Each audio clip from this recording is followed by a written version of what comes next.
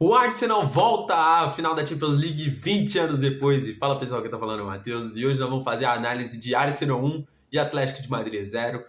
Vamos começar com duas críticas que eu quero fazer primeiramente. Primeira, TNT. O início do jogo tava muito ruim pelo canal de vocês, tá bom? Eu sei que vocês estavam lá presencialmente e vocês comandam as imagens aqui.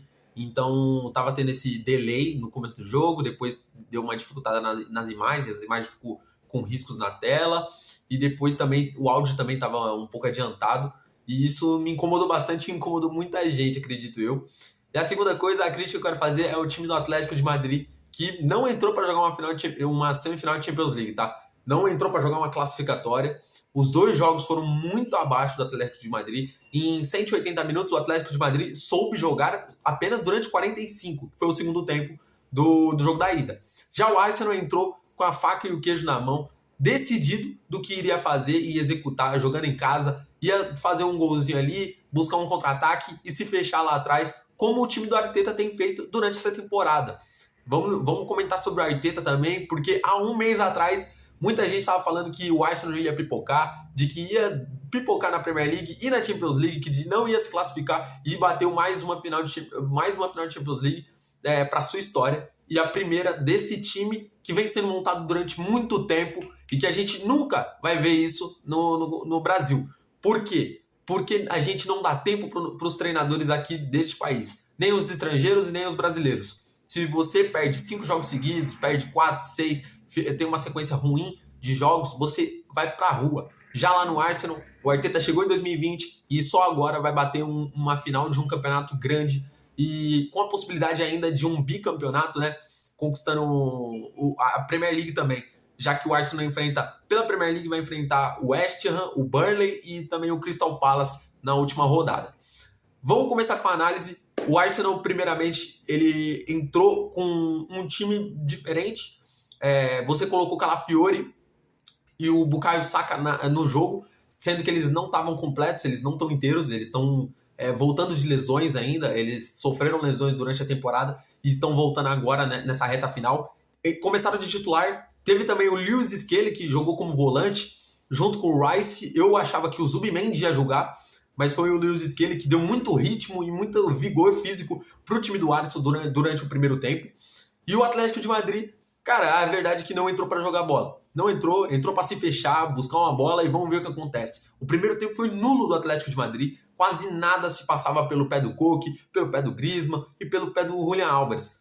E falar do Lookman, hein? O Lookman, pelo amor de Deus, que jogadorzinho, ele e o Simeone, pelo amor de Deus, nessas eliminatórias foram jogadores medíocres, tá?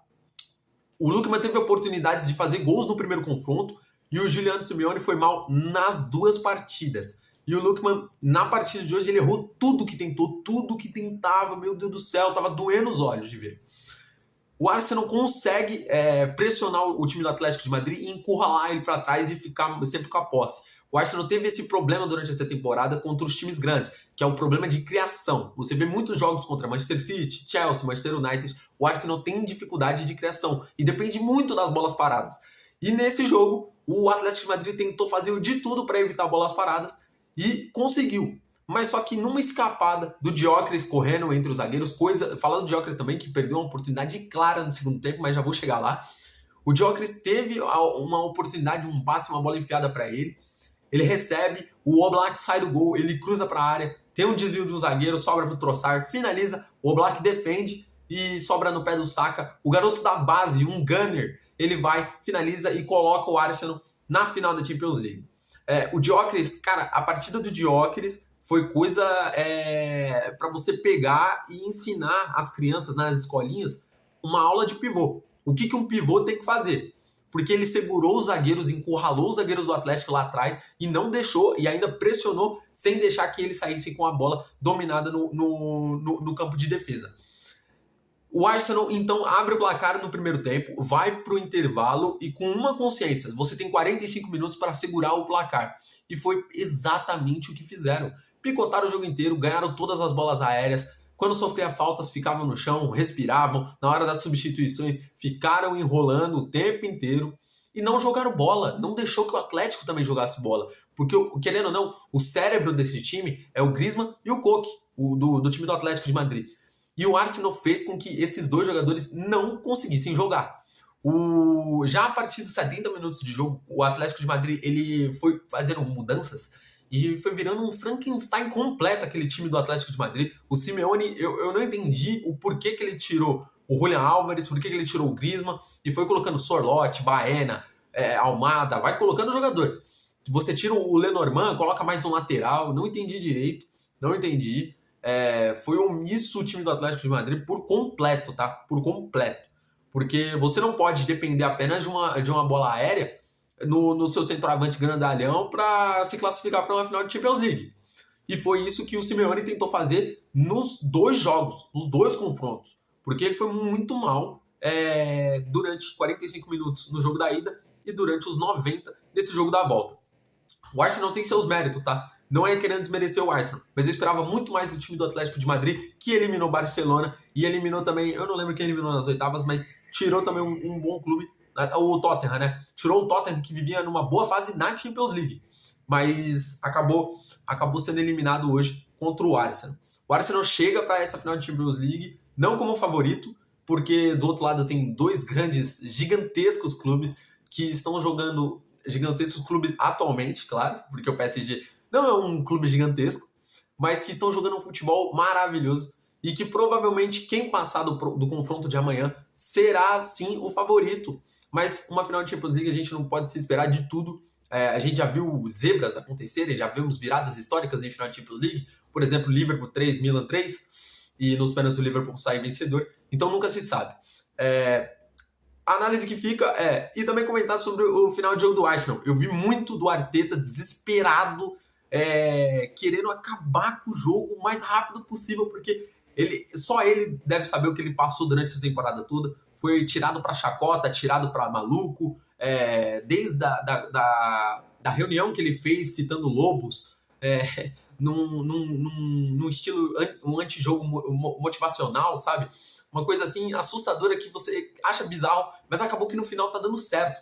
Você tem 3 jogos para conquistar a Premier League que seu clube não conquista há 22 anos e chegou uma final de Champions League que seu clube não chegava há 20 anos. Com um clube que você tem a chave do clube na mão e os jogadores todos controlados na sua mão. Esqueci de uma coisa também que lembrei agora. O Giuliano Simeone teve uma chance fundamental no segundo tempo para colocar o Atlético vivo na disputa, né? Foi um passe, acho que do Koke, o Saliba desvia de cabeça, o Simeone corre, dribla o Raya, e na hora de finalizar, ele quer finalizar de perna direita, acaba errando a finalização, e o Gabriel Magalhães vai estar na Copa, hein? Excelente zagueiro para a seleção brasileira, finalista de Champions League. A gente pode ter a nossa dupla de zaga da Copa na final da Champions, Marquinhos e Gabriel Magalhães. Então, a gente está muito bem servido de zagueiro para a Copa do Mundo. O Gabriel Magalhães atrapalha o Giuliano Simeone, que faz com que ele não consiga finalizar com a perna esquerda e muito menos com a direita. Amanhã, provavelmente, teremos também a análise de Bayern de Munique e PSG, tá bom? O jogo de hoje foi meio morno, foi meio chato, mas eu consegui dar uma análise, acho que bem concreta sobre o que aconteceu e deixar bem explícito para vocês, tá bom? Muito obrigado a você que assistiu o vídeo. Curte, compartilha, se inscreve no canal, deixe seu like. E amanhã eu voltarei com a análise de Bayern de Munique e PSG e descobriremos qual será a final da Champions League desse ano. Beleza? Um grande abraço para você e falou!